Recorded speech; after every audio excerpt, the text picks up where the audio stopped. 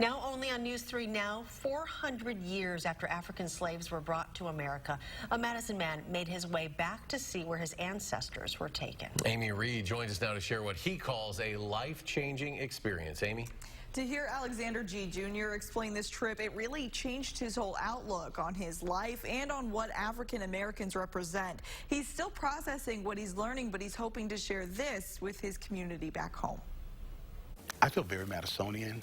I feel proud to be an American, but there was something about understanding that my history predates slavery. This summer, Alexander Gee Jr. took the trip of a lifetime. He, among 250 African Americans, went back to Ghana for the year of return, 400 years after their ancestors were taken from there as slaves. As I look at some of those stitches, He brought back dashikis and photos. Yeah, Danny Glover was there.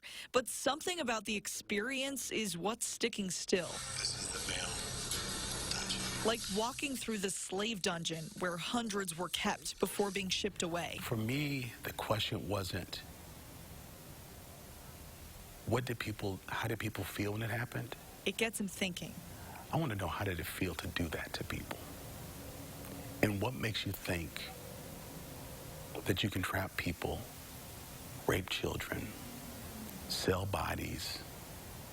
What gives you that right? What in God's name makes you think that that's okay? What I really want to know is what made them think that that was their right. That thought and this trip aren't something he'll forget soon. He's reminded of residual effects of slavery to this day.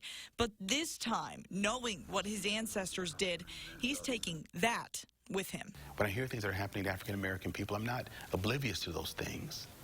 But there's a deep, peaceful centering that's taking place inside me that says, you know what?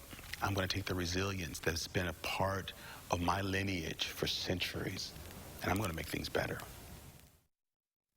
Resilience. That's really was the key word for him. Gee runs Nehemiah Center for Urban Leadership Development. While he still processes everything that he went through during this, he said he's working to bring that back and teach this in his day-to-day life. Really fascinating to hear about that trip and what it meant to him. Amy Reed reporting. Amy, thank you.